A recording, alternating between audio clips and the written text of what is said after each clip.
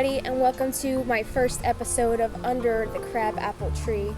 It's a beautiful summer day, last couple days of July, and it's not too hot if you're in the shade.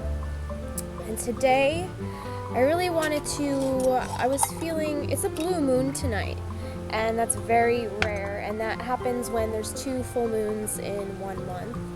So I wanted to take advantage of the energy and kind of create some things with the utmost intention for the moon. So today I wanted to make a little potpourri. I had some flowers that were dying, wilting, and some people like to chuck these.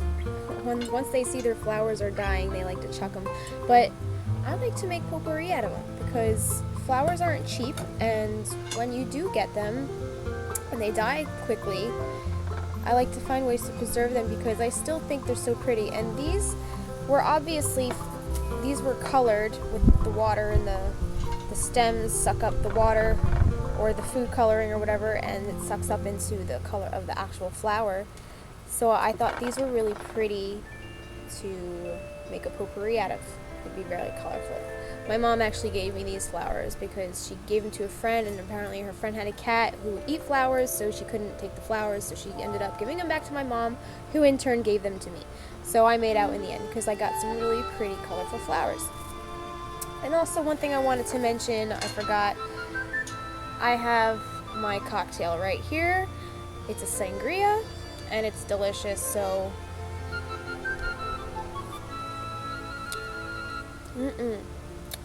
So if you want to get lit right along with me, feel free to crack open a bottle of your best. That's good. I feel like I needed it today. I don't know, but whenever the moon is doing its weird shit, I kind of feel like I'm on edge. So I needed to create and release that energy, if you will.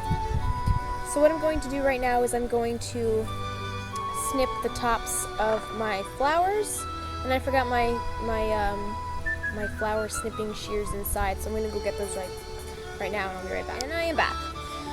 So you want a pair of these kitchen shears. They're kind of like half kitchen, half garden shears. They're really sharp, and they're good for cutting thick stuff. There's a little wishy flying past me. But anyways, you're going to want to cut your flowers right at the edge like this. Whoop. Just cut the heads off. So I'm going to cut all the heads off. There you go. So you have, a dead stem. So you don't use the stem. You just use the tops of the flowers like this. Now I have a little mason jar, but you can get these at any Walmart store in like a pack of, 12 for like $6 or whatever. It really depends on the size. We have a bunch of these in the garage because my dad likes to jar sauce and peaches and all that kind of stuff. So we always have these jars laying around, so I always like to steal the jars for my own personal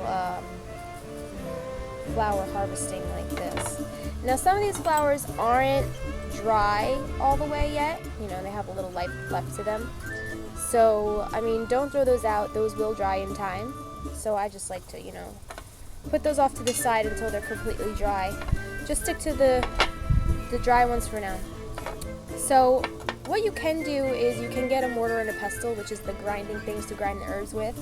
Or you could just, break the petals off with your hands like this.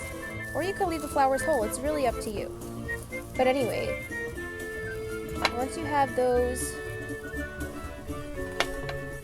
grounded up, I want to take a little bit from each color so I have a really pretty colorful blend. So I'm going to do orange and blue. You just kind of want to, I probably should have done this in a bigger bowl to start off with and then put them in this afterwards. But as you can see, it's really pretty already. Very pretty potpourri. So I'm going to keep at this, and then be right back. So here we go. I took all the tops, all the heads off of my stems, which I now have here. I could throw those out, But anyways, here are my flowers, beautiful colors. I have yellow, purple, blue, and orange, which are really pretty. So I'm gonna go ahead and Instagram that because I'm really happy with the colors and how they came out, and I think that make a really pretty picture. So here we go. Don't forget to follow me on Instagram at StinaBinaFofina. All right. So that's up. I'm gonna take another sip of this. It is just a beautiful day. These flowers smell so good. These are actually daisies. I love how daisies smell when they're dry. So I think this glass jar might actually be too small for all of this. So what I could do is I could either put these in like a little bit larger of a glass jar, a mason jar, or I could spread them out, put a little in this jar, you know, a little in another jar, and then I could give them out as gifts to friends. That's basically it, you guys. I mean, look how cute that is. It's just a little jar of potpourri. And it smells really good.